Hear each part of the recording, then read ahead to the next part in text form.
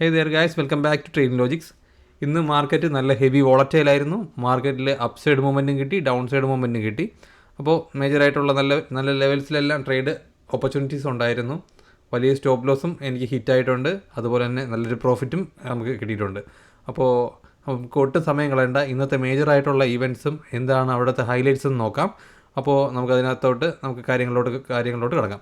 അപ്പോൾ ഇന്നത്തെ മേജറായിട്ടുള്ള ഇഷ്യൂ എന്ന് വെച്ചാൽ നമ്മുടെ ഈ 30% ചാർജ് മാർക്കറ്റിൽ ഇൻക്രീസ് ചെയ്യാൻ പോവുകയാണെന്നുള്ള ഒരു അഭ്യൂഹം പടർത്തി വെച്ചിട്ടുണ്ടായിരുന്നു. അതിനെ ഒരു നീർക്കുമുള പോലെ പൊട്ടിച്ച് കളഞ്ഞുകൊണ്ട് STT ചാർജ് റൈസ് ചെയ്തു. STT ചാർജ് എന്ന് വെച്ച് കഴിഞ്ഞാൽ സെക്യൂരിറ്റി ട്രാൻസാക്ഷൻ ടാക്സ്. അതായത് സെക്യൂരിറ്റി നമുക്ക് ഈവൻ ഒരു കുഞ്ഞു ട്രേഡ് എടുത്താൽ പോലും, അതായത് നമുക്ക് സ്കാൽപ്പിന് ഒരു 20, നമുക്ക് ബാങ്ക് നിഫ്റ്റിന് എടുക്കാം, 15 ക്വാണ്ടിറ്റിയിൽ നമ്മൾ ആഡ് ചെയ്യുമ്പോഴേക്കും അതിന് നമുക്ക് 20 രൂപ ചാർജ് എന്ന് പറഞ്ഞിട്ടാണ് നമ്മൾ ബ്രോക്കർ അതിനകത്തോട്ട് നമ്മൾ ആകർഷിക്കുന്നത്. അപ്പോൾ ഈ 20 രൂപ മാത്രമല്ല അതിനകത്ത് ഉള്ള ഹിഡൻ ആയിട്ടുള്ള ഈ 20 രൂപ നമ്മൾ ബ്രോക്കറിന് കൊടുക്കേണ്ടതാണ്. ഞാൻ സെറോദയിൽ എനിക്ക് അക്കൗണ്ടുണ്ട്. സെറോദയുടെ കാര്യം വെച്ചിട്ടാണ് ഞാൻ പറയുന്നത്. എനിക്ക് ഒന്നിലധികം മൾട്ടിപ്പിൾ അക്കൗണ്ട് ഉണ്ട്. അപ്പോൾ ആ കാര്യങ്ങൾ അതിൻ്റെ ചാർജുകളെല്ലാം ഒന്ന് കോറിലേറ്റ് ചെയ്യാൻ വേണ്ടിയിട്ട് ഒരു ഡിസ്കൗണ്ട് ബ്രോക്കറിലോട്ടാണ് ഞാൻ സ്കാൽപ്പറാണ്. അപ്പോൾ ഡിസ്കൗണ്ട് ബ്രോക്കറിലോട്ടാണ് നമ്മൾ അഭയം തേടുന്നത്. സോ അവൻ്റെ ചാർജ് വന്നിട്ട് 20 പെർ ഓർഡർ.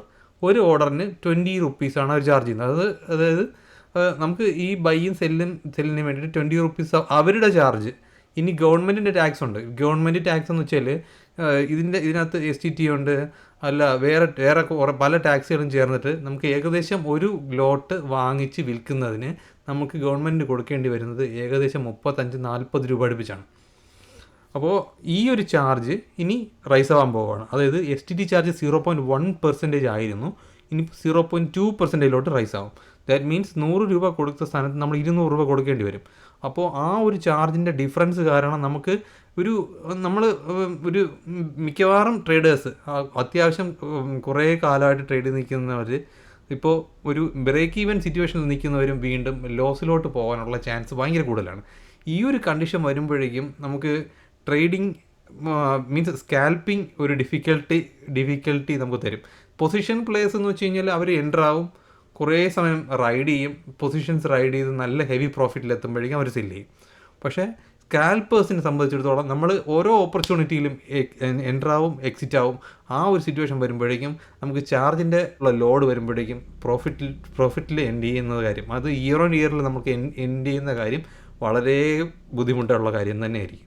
ടാക്സേഷനിൽ അടുത്ത ഒരു നിയമം ഒരു പുതിയ റൂൾ കൊണ്ടുവന്നിരിക്കുന്നതെന്ന് വെച്ചാൽ STCG, അതായത് സ്വിംഗ് ട്രേഡിനും ഒക്കെ നമുക്ക് ഷോർട്ട് ടേം ആയിട്ട് നമുക്ക് കുറച്ച് ക്യാപിറ്റലായിട്ട് ഗെയിൻ ആവത്തില്ലേ, അതിൻ്റെ ടാക്സ് 15%-15%ൽ നിന്ന് 20%ലോട്ട് ഇൻക്രീസ് ചെയ്തു. ദാറ്റ് മീൻസ് അതായത് നമുക്ക് ഒരാഴ്ച ഹോൾഡ് ചെയ്യുന്ന സ്റ്റോക്ക് നമുക്ക് പ്രോഫിറ്റ് തരും എന്നുള്ള ധാരണയിൽ നമ്മൾ വാങ്ങിച്ച് വയ്ക്കുന്ന സ്റ്റോക്ക് ഒരാഴ്ച ഹോൾഡ് ചെയ്ത് വച്ച് നമ്മൾ സെല്ല് ചെയ്യുന്നത് ഒരു മാസം, ആ ഒരു ചെറിയ പീരീഡിൽ നമുക്ക് ഇതിൽ തരുന്ന പ്രോഫിറ്റിൻ്റെ 15% നമ്മൾ യൂഷ്വലി കൊടുത്തോണ്ടിരുന്നു. ഇനി അത് 20% ആക്കി. അപ്പോൾ സ്വിംഗ് ട്രേഡേഴ്സിനും നമ്മൾ ചോക്ക് ചെയ്യുകയാണ്. അപ്പോൾ അത് അടുത്തൊരു പണി തന്നിട്ടുണ്ട്. അടുത്തൊന്നും തീർന്നിട്ടില്ല, നിരയായിട്ട് വരുന്നുണ്ട്. അപ്പോൾ അടുത്തതെന്ന് വെച്ചാൽ LTCG, ലോങ് ടേം ക്യാപിറ്റൽ ഗെയിനിന് നമുക്ക് കഴിഞ്ഞ 14 വർഷമായിട്ട് റൈസ് ചെയ്തിട്ടില്ല. അത് നല്ല കാര്യം തന്നെയാണ്. പക്ഷേ ഇപ്പോൾ ഇൻഫ്ലേഷൻ്റെ സംഭവങ്ങളൊക്കെ വളരെയധികം കൂടുന്നത് കൊണ്ട് മേ ബി ആയിരിക്കാം 10% നിന്ന് 12.5%. എല്ലാം കൂടുന്നു, ഞാനും കൂടട്ടെ എന്ന് പറഞ്ഞാൽ കൂടുകയാണ്, എല്ലാം കൂട്ടിക്കൊണ്ടിരിക്കുവാന്നേ. അപ്പോൾ എല്ലാത്തിനും ടാക്സും ഇങ്ങനെയൊക്കെ കൂടുമ്പോഴേക്കും നമുക്ക് സാധാരണ ട്രേഡേഴ്സിൻ്റെയൊക്കെ നല്ല രീതിക്ക് പണി കിട്ടും. നമുക്ക് ഓൺ ദി വേയിൽ ഇനിയിപ്പം ഡിഫിക്കൽട്ടാണ് ട്രേഡിങ്ങിൻ്റെ രീതിയിൽ ഒരു കരിയർ ബിൽഡ് ചെയ്യുന്നത് നല്ല ഡിഫിക്കൽട്ട് തന്നെയാണ്. പക്ഷേ ഈവൻ ഡിസിപ്ലിൻ ആയിട്ടുള്ള ട്രേഡേഴ്സ് നമുക്ക് പതിയെ ഗ്രാജുവലി നമുക്ക് ഇതിനെയൊക്കെ ബീറ്റ് ചെയ്യാനായിട്ട് സാധിക്കും, ഉറപ്പായിട്ട് സാധിക്കും. അപ്പോൾ ആരും ബ്രേക്ക് ഡൗൺ ആവണ്ട, നമുക്ക് റിയലിസ്റ്റിക്കായിട്ട് മുന്നോട്ട് പോകാം. റിയലിസ്റ്റിക്കായിട്ടുള്ള പ്രോഫിറ്റ് ഗെയിൻ ചെയ്ത് മുന്നോട്ട് പോകുന്നതിൽ യാതൊരു തടസ്സവും നമുക്ക് ഈ ഒരു ടാക്സ് കൊണ്ട് ഉണ്ടാകുമെന്ന് എനിക്ക് തോന്നുന്നില്ല. ഇതിനകത്ത് ചെറിയൊരു ഹിഡൻ അജണ്ട ഉണ്ടെന്നാണ് ഞാൻ മനസ്സിലാക്കുന്നത്. ഇത് എൻ്റെ പേഴ്സണൽ ഒപ്പീനിയനാണ്. ഇപ്പോൾ എക്സ്പേർട്സ് ഇത് കാണുകയാണെന്നുണ്ടെങ്കിൽ പിന്നെ എന്നെ ഐ എം റോങ് കറക്റ്റ് ചെയ്യാം കേട്ടോ. അപ്പോൾ എൻ്റെ അറിവനുസരിച്ച് എല്ലാവരും നമ്മൾ മാർക്കറ്റിൽ എക്സ്പെക്റ്റ് ചെയ്തത് ഈ 30% ചാർജ് വരുമ്പോൾ മാർക്കറ്റിൽ F&O ട്രേഡ് ഇന്ത്യയിൽ വേണമാവുന്നു. ഈ ഒരു സെയിം സിറ്റുവേഷൻ തന്നെയായിരുന്നു നമുക്ക് ഈ നമ്മുടെ ക്രിപ്റ്റോ മാർക്കറ്റ് ഇന്ത്യയിൽ വേണമാകുന്ന കാര്യം. അപ്പോൾ അതൊക്കെ ലീഗലൈസ് ചെയ്ത് ബാക്കി ഗ്ലോബൽ മാർക്കറ്റ് എല്ലാം അത് ലീഗലൈസ് ചെയ്ത് അതിൻ്റെ വഴിക്ക് നടന്നുകൊണ്ടിരിക്കുമ്പോൾ ഇന്ത്യയിൽ മാത്രം അത് ബാൻ ചെയ്ത് വെച്ച് കഴിഞ്ഞാൽ അത് സാമ്പത്തികമായിട്ട് വളരെയധികം ബുദ്ധിമുട്ടെന്നുള്ള രീതിയിൽ ഇപ്പോൾ ഇന്ത്യയിൽ ക്രിപ്റ്റോ കറൻസി നമുക്ക് ഡയറക്റ്റ് എക്സ്ചേഞ്ച് വെച്ച് ഈസി ആയിട്ട് ചെയ്യാമല്ലോ. അപ്പോൾ ഇതുപോലെ തന്നെ ആയിരിക്കും ഈ 30% ടാക്സ് സ്ലാബ് നമുക്ക് ഒരു കാരണവശാലും ഇംപ്ലിമെൻറ്റ് ചെയ്യാനായിട്ടുള്ള സാധ്യത വളരെ കുറവായിരുന്നു.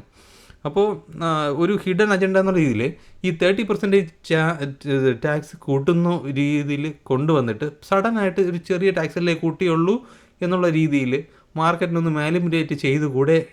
ഇത് അതോറിറ്റീസ് ചിലപ്പോൾ ഇതായിരിക്കാം വലിയ ഇൻഫ്ലേഷൻ ഉണ്ടാകാത്ത രീതിയിൽ മാർക്കറ്റ് ആദ്യമേ തന്നെ ഒരു നെഗറ്റീവ് ന്യൂസ് അങ്ങ് പരത്തിവിട്ടതിന് ശേഷം അതിനേക്കാളും ചെറിയൊരു സംഭവം അവിടെ നടത്തും.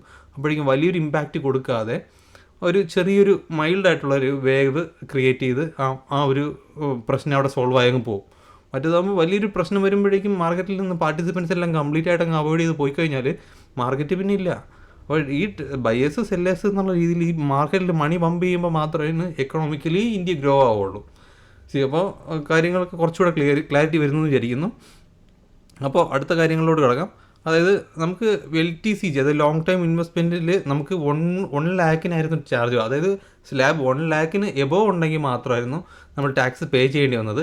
ഇപ്പോൾ ഒരു റിലീഫ് എന്നുള്ള 1.25 ലാക്സിന്, അതായത് 1.14 ലക്ഷത്തിന് മുകളിൽ മാത്രം നമ്മൾ ടാക്സ് അടച്ചാൽ മതി എന്നുള്ള പുതിയ റൂൾ വന്നിട്ടുണ്ട്. അടുത്ത് ഗോൾഡിൻ്റെ ഒരു റേറ്റ് കട്ട് വരുന്നുണ്ട്. റേറ്റ് കട്ട് വരുമ്പോഴേക്കും ജ്വല്ലറീസ് പോലുള്ള സ്റ്റോക്സിൽ കുറച്ചധികം റാലി നമുക്ക് കാണാൻ സാധിക്കും. സാലറീഡ് ആയിട്ടുള്ള ആൾക്കാർ നമുക്ക് ഗവൺമെൻറ് എംപ്ലോയീസ് ആകട്ടെ, നമുക്ക് സാലറീഡ് ആയിട്ടുള്ള നമ്മൾ പ്രൈവറ്റ് സെക്ടറിൽ നമ്മൾ ജോലി ചെയ്യുമ്പോഴേക്കും നമുക്ക് സാലറീഡ് ബേസ്ഡ് നമുക്ക് ഇൻകം നമ്മുടെ അക്കൗണ്ടിൽ ജനറേറ്റ് ആവുകയാണെങ്കിൽ 3 ലാക്സിന് വരെ നമുക്ക് ചാർജ് കൊടുക്കേണ്ടിയിരുന്നില്ല പെർ ഇയറിലുള്ള ഇൻകം. 3 ലാക്സിന് എബോ വരികയാണെങ്കിൽ 3 ലാക്സ് ടു 5 ലാക്സ് നമ്മൾ 5% ടാക്സ് കൊടുക്കണം. 7 to 10 ലാക്സ് നമ്മൾ ഗെയിൻ ചെയ്യുകയാണെങ്കിൽ പെർ ഇയറിൽ നമ്മൾ 10% ടാക്സ് കൊടുക്കണം. 10 to 15 ലാക്സ് ആണെങ്കിൽ 12% നമ്മൾ ടാക്സ് കൊടുക്കണം. ഇതാണ് ടാക്സ് ബേസിൽ നമുക്ക് ഉള്ള മാറ്റം. നമ്മുടെ സ്റ്റോക്സിലൊക്കെ ആണെന്നുണ്ടെങ്കിൽ ഏറ്റവും കൂടുതൽ ഗെയിൻ ചെയ്തിട്ടുള്ളത് ഈ ഫുഡ് പ്രോഡക്റ്റ്സൊക്കെ, നമ്മൾ ഷ്രിമ്പ് ഇതിൻ്റെ പ്രൊഡക്ഷനും അതുപോലെ തന്നെ ഇവിടെ നിന്നുള്ള വിദേശത്തോട്ടുള്ള കയറ്റി അയക്കലും കൂട്ടാനായിട്ടുള്ള പുതിയ പദ്ധതികളൊക്കെ വരുന്നുണ്ട്. അതുപോലെ തന്നെ നമുക്ക് സോളാർ എനർജിയുടെ ഒരു സംഭവം വരുന്നുണ്ട്. ടൂറിസത്തിന് വേണ്ടിയിട്ട് നമുക്ക് നല്ലൊരു എമൗണ്ട് മാറ്റി വെച്ചിട്ടുണ്ട് ടൂറിസത്തിന് ആയിട്ട്. അപ്പോൾ നമുക്ക് അത് ടൂറിസം കഴിഞ്ഞിട്ട് നമുക്ക് ഏറ്റവും കൂടുതൽ ബെനിഫിറ്റ് ആയിട്ട് വരുന്ന സ്റ്റോക്കുകൾ ജ്വല്ലറിയാണ്. ജ്വല്ലറി സ്റ്റോക്സിൽ ഒരു റാലി നമുക്ക് പ്രതീക്ഷിക്കാം. അതുപോലെ തന്നെ സർവേ നടക്കാനായിട്ട് ഉള്ള സ്റ്റോക്സുകൾ, അതിൽ ചെറിയൊരു റാലി നമുക്ക് പ്രതീക്ഷിക്കാം. ഓവറോൾ മാർക്കറ്റിൽ ഈ ഒരു അൺസർട്ടനിറ്റി ഫീല് ഒന്ന് മാറി ഒന്ന് സ്റ്റേബിൾ ആയി കഴിഞ്ഞാൽ വീണ്ടും മാർക്കറ്റ് അപ്സൈഡ് പോകാനുള്ള ചാൻസ് വളരെയധികം കൂടുതലാണ്. അപ്പോൾ മാർക്കറ്റിനെ നമുക്ക് ഒന്ന് ലൈറ്റായിട്ട് ഒന്ന് കാണാൻ ശ്രമിക്കാതെ മാർക്കറ്റ് ഒന്ന് സ്റ്റേബിൾ ആകുന്നത് വരെ നമുക്കൊന്ന് വെയിറ്റ് ചെയ്തതിന് ശേഷം നമുക്ക് ആസ് യൂഷ്വൽ നമുക്ക് ട്രേഡ് ചെയ്യുമ്പോൾ നമുക്ക് ട്രേഡ് ചെയ്യാം. അതുപോലെ തന്നെ ഈ കാലത്തിന് അനുയോജ്യമായ രീതിയിലുള്ള മാറ്റങ്ങൾ നിർബന്ധമായിട്ടും എല്ലാ കാര്യങ്ങളിലും വരേണ്ടതാണ്. അതുകൊണ്ട് ഇത് തീരെ നെഗറ്റീവായിട്ടൊന്നും കാണേണ്ട ആവശ്യമൊന്നുമില്ല. അപ്പോൾ തീരെ നെഗറ്റീവായിട്ട് ഇത് പോപ്പുലേറ്റ് ചെയ്യുന്ന ആൾക്കാരെ ഒന്ന് വാച്ച് ചെയ്യുക. തീരെ നെഗറ്റീവൊന്നുമല്ല കാര്യങ്ങളൊന്നും. നമ്മളുടെ ചുറ്റും എല്ലാം പോസിറ്റീവ് ആണെന്ന് ചിന്തിക്കുക. നമ്മളുടെ ഡ്യൂട്ടി അങ്ങ് ചെയ്തേക്കുക. ഈ ഒരു വലിയ റൂളുകളൊന്നും വലുതായിട്ടൊന്നും ഷെയർ മാർക്കറ്റിനെ ബാധിക്കുന്നില്ല എന്ന് നമുക്ക് പ്രതീക്ഷിക്കാം. നമുക്ക് വരുന്ന ദിവസങ്ങളിൽ നല്ല ഓപ്പർച്യൂണിറ്റി കിട്ടുമ്പോഴേക്കും നമുക്ക് ആസ് യൂഷ്വൽ നമുക്ക് ട്രേഡ് എടുക്കാം. നമ്മുടെ കർത്തവ്യം നമുക്ക് നിറവേറ്റണം. നമുക്ക് അതിനനുസരിച്ചുള്ള റിവാർഡ് കിട്ടും. അപ്പോൾ that's it guys. See next video. Bye.